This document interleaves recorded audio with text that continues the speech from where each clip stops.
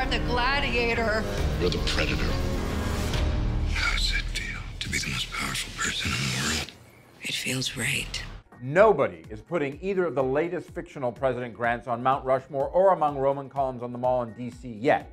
But from what I've seen, the beginning of the first female presidency that is orbiting the real heat of the October 5th premiering last season of Scandal is all about building monuments to power, avoiding asterisks, and the ravenous and incessant ache for power among the good, the terrible, and the self-justifying. In short, it's what we've come to expect from the Shonda Rhimes created and Kerry Washington-led ABC political drama over the past 6 seasons, with a surprise or two factored in. And I don't mean the iconic tunes on the soundtrack, as one would also expect from its Thank God It's Thursday show.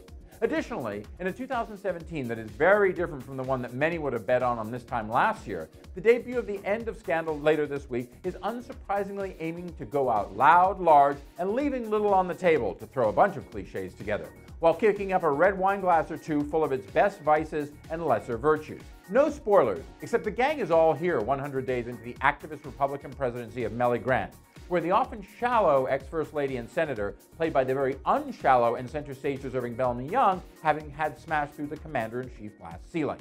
In this alternative universe that big-time Hillary Clinton supporter Rhimes has fostered, former Chief of Staff, Democratic VP candidate, and once imprisoned and accused President-elect assassin Cyrus Bean, portrayed by the ever-perplexingly narratively limber and so talented Jeff Perry, is now the ex-First Lady's aisle-crossing veep. Now also, the newly minted Quinn Perkins & Associates has its own birthing issues, and ex-President Grant, aka Fitz, doesn't show up in the first Watch Me episode that Rhimes wrote, but he's clearly not far in the background, as Washington's Olivia Pope is really and truly running everything and everyone until she isn't. Or rather, as Joe Morton's always scheming Papa Pope likes to warn/threaten. All of which means, to quote Tony Soprano, from the show that started the seismic enlarging of the small screen that we are still in the aftershocks of today, you get the feeling that Olivia Pope's rise to the pinnacle might make her, as the James Gandolfini portrayed character once said, King Minus in reverse, as everything she worked for risks turning to If you're a fan of Scandal, you are, at least from what I've seen, going to love this heightened wish fulfillment fictional final season that starts on Thursday. Hell, you've been waiting for it for years, in fact paying for it through time and drama.